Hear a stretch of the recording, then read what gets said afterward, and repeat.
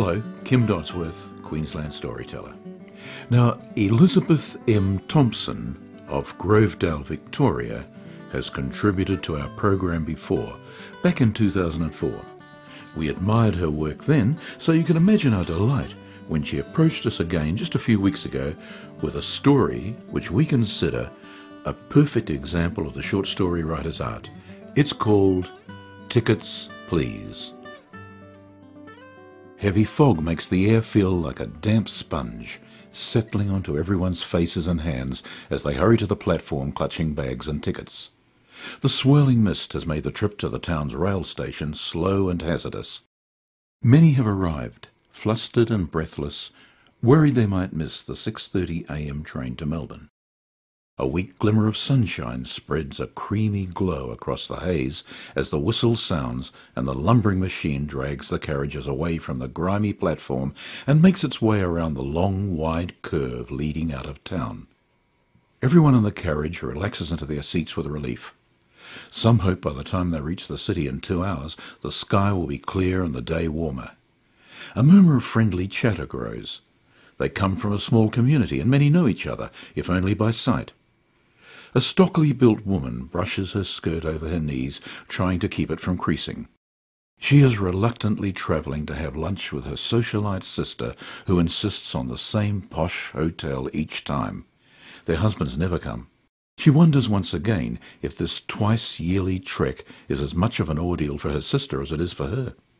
She begins to steel herself for the disapproving comments and oblique fault-finding in which the older woman habitually indulges, and sighs deeply, knowing there'll also be a great deal of gratuitous advice given to her today.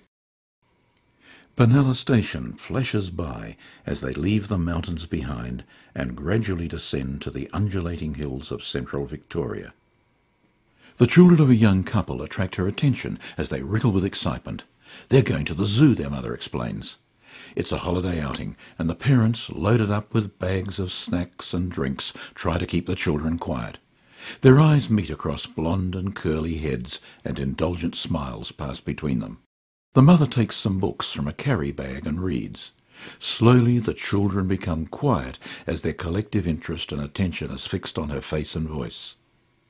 An old lady, dressed in a heavy coat and small lilac mohair hat, sits quietly in her corner seat.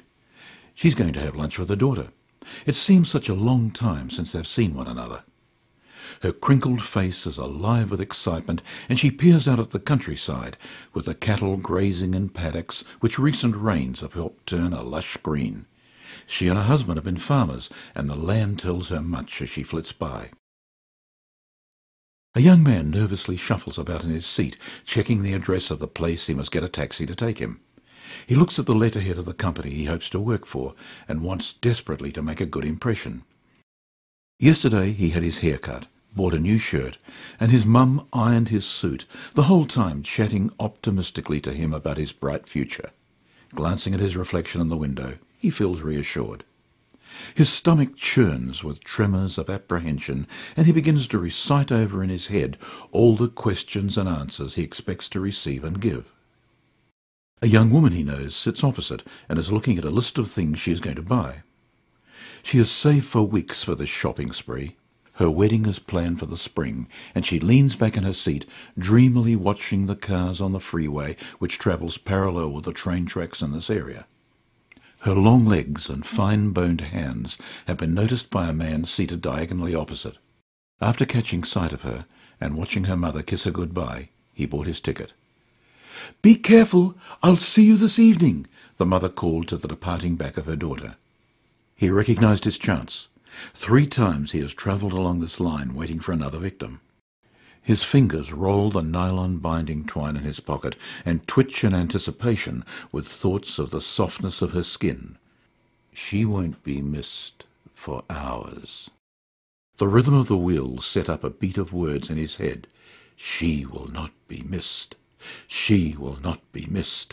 Over and over it drums through his brain, becoming louder as they near the outskirts of the city. She will not be missed.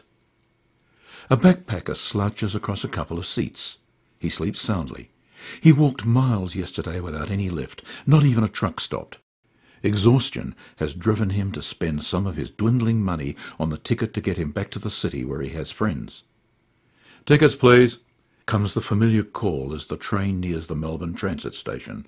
Everyone begins searching for tickets, which have become lost among lolly papers, handkerchiefs, tissues, shopping lists, and binding twine ties. 8:30 p.m. The train arrives back at the village station. It's late evening, and the clear sky is dotted with millions of stars in a black arc over their heads. There'll be a frost tonight. The sigh of the brakes coincides with the sighs of the passengers. "At last," one or two say aloud. The children who have been to the zoo are woken by their parents. They whine and grizzle as they are carried and led out of the warm carriage into the cold. "I'm tired, Mummy," the smaller girl whimpers. "I know, darling. We'll be home soon," she soothes. "Urr! Urr!" The little boy yells, imitating the lions he has seen earlier. The night air has woken him up, and he pokes his sister in the ribs. After more bickering and whimpering, their parents whisk them away. The still air carries the children's voices back to their fellow travellers. The young man helps the old lady down from the carriage. He recognises her as a customer from the shop where he works in the village. "Have you enjoyed your day, Mrs. Fenton?"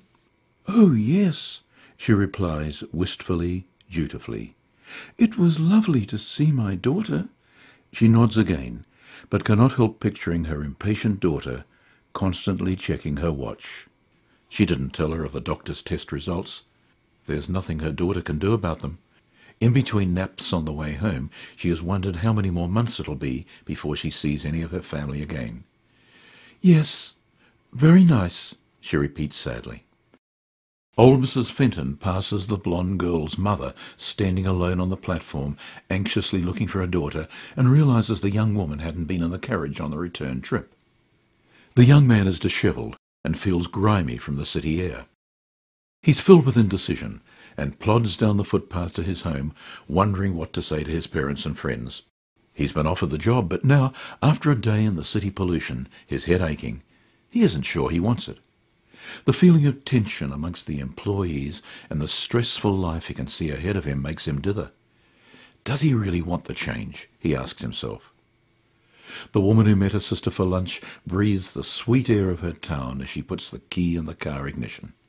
She has listened politely to how well her sister's children are doing and heard some salacious gossip about the city's smart set. People she only knows of from pictures in the papers. The new jewels on her siblings' fingers sparkled under the dining room lights, but nothing hid the loneliness and hurt in the mascara-laden eyes. "Poor thing," she sighs as a wave of pity washes through her. "Home," she sighs again, smiling. The backpacker lies on a hospital trolley waiting for the doctors. He is bruised and cut, but he knows nothing is broken. His friends are no longer in the house he went to.